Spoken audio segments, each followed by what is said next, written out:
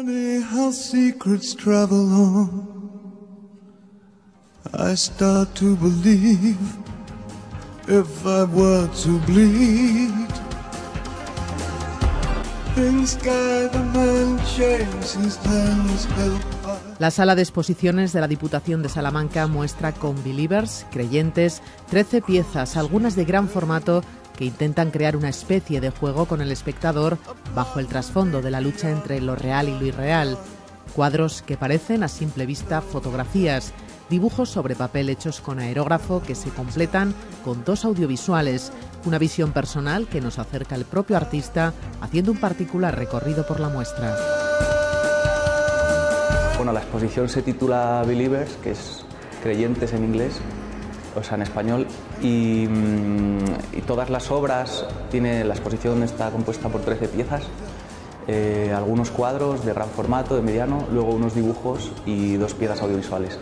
Y en todas existe esta idea, o todas las piezas están recorridas por la idea de la relación que hay entre lo que consideramos ficción cinematográfica y eso que creemos que está en el polo opuesto, que es nuestra realidad más inmediata. Tanto en las piezas de imagen fija como en los vídeos existe eso, una pretensión de construcción de una tercera realidad que podríamos decir híbrida, una especie de Frankenstein compuesto por eso, elementos o escenografías o situaciones que provienen directamente del cine y elementos o objetos que encuentro en el día a día más inmediato.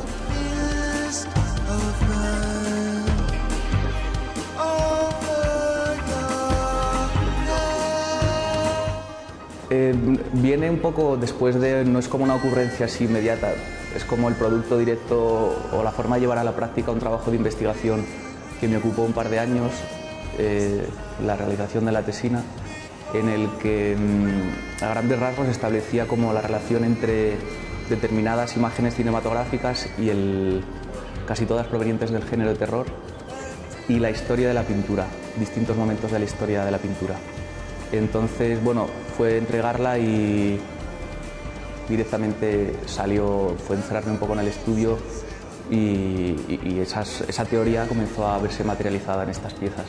Por eso en esta exposición se reúne el trabajo de los últimos 3 años. Hay piezas del 2011 y luego esta que tenéis aquí, por ejemplo, es la última que se terminó una semana antes de inaugurar.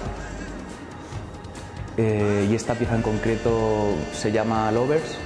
Es una pieza de gran formato en la que, como os comenté, la imagen en sí no existe ni en la realidad ni en la ficción del cine, sino que está compuesta por ambas. Y forma parte de una serie de piezas de gran formato en las que, a diferencia de los dibujos pequeños, intento que en lugar de el cuadro ser recorrido por la mirada, casi pueda ser recorrido físicamente por el espectador, debido a la escala, que es escala 1:1 con él. Pues la técnica para los cuadros y los dibujos es acrílico sobre papel o lienzo, dependiendo. Y es una técnica bastante tradicional porque es como realizar una acuarela con pintura acrílica. La única diferencia es que no la aplico con el pincel y la aplico con el aerógrafo, que es como un spray más manejable, más pequeño. Y luego esta pieza en concreto se llama Norma. Hace alusión a un personaje que, al igual que el resto de piezas, está ausente en la obra.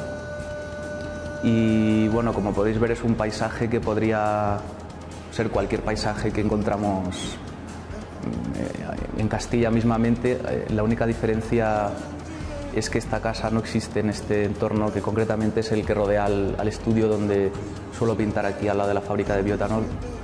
La casa proviene de la casa que construyó Hitchcock para el rodaje de la película Psicosis, inspirada al mismo tiempo en el cuadro de Hopper. La casa, creo que se llama Casa al lado de la vía del tren. Y bueno, como anécdota la elegí porque me pareció interesante cómo Hopper pintó una casa, la llevó a la pintura, luego Hitchcock la utilizó para realizar una construcción ficticia, ya que únicamente hizo la fachada para rodar la película. y bueno, de alguna forma pues la devuelvo al terreno de lo pictórico en esta pieza concretamente. No sé muy bien lo que intento, creo que al final lo que pretendo es plantear una superficie visual lo más limpia y lo más objetiva posible, de forma que la obra esté prácticamente incompleta y sea el espectador con su memoria y su experiencia la que finalmente la dote de sentido. Por eso muchas de estas escenas, aunque en su origen pertenecen a películas, como decía antes, del género de terror, no hay ningún elemento terrorífico aparentemente violento o agresivo. Aún así, muchas personas las consideran inquietantes precisamente porque yo creo que son ellas las que se proyectan en cada pieza y las completan con sus, bueno, no sé, sus temores o quizás sus miedos.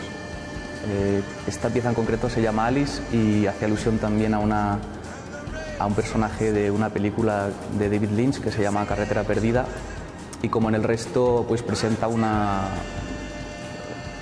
localización, un lugar, una escenografía que podríamos considerar real o familiar, pero que en realidad, como decía antes, no existe al 100% ni en la ficción ni en la realidad, sino que es una especie de construcción que se presenta de forma pues objetiva o casi aséptica es la palabra, para, como decía, que el espectador la recorra tanto con la mirada como con su propia experiencia y la complete a su medida. Tenemos uno que se llama The Backyard y luego la pieza así como principal de ambos es esta que se llama The Door, que es la puerta que ocupa la sala inferior de la salina.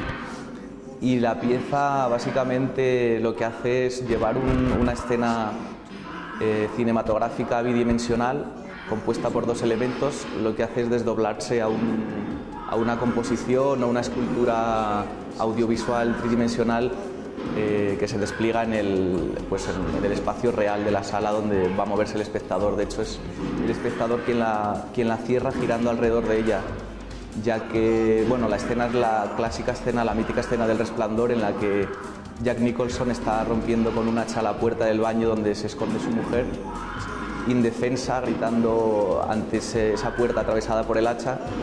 Y lo que he hecho ha sido dejar por un lado el elemento de horror, que es el hacha, que aparece en el lado izquierdo, dejando la ausencia de la mujer, de manera que oímos sus gritos pero no percibimos su gesto.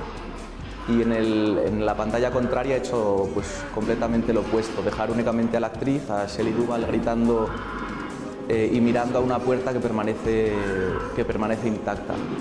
Entonces, bueno, conviertes una escena terrorífica y clásica que todos tenemos, ¿no?, en la memoria colectiva, en algo, no sé si ambiguo, pero sí bastante distinto, ¿no? Ofrece como yo creo que abre nuevas posibilidades semánticas e interpretativas.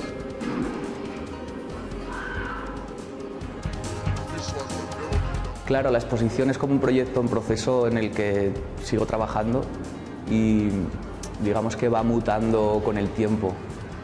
Yo quizás no voy viendo como la diferencia de una pieza a otra, pero sí que si echo un poco la mirada atrás veo en 3 años como a lo mejor una obsesión o algo que me interesaba, algo muy muy puntual, sí que ha ido transformándose en otra historia.